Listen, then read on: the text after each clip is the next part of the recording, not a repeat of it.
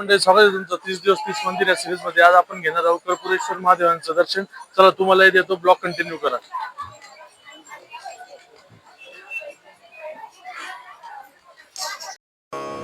हे आहे कर्पूरेश्वर महादेव मंदिर. हे स्वयंभू महादेव मंदिर आहे. हे मंदिर पंचवटी गंगा घाट येथे स्थित आहे.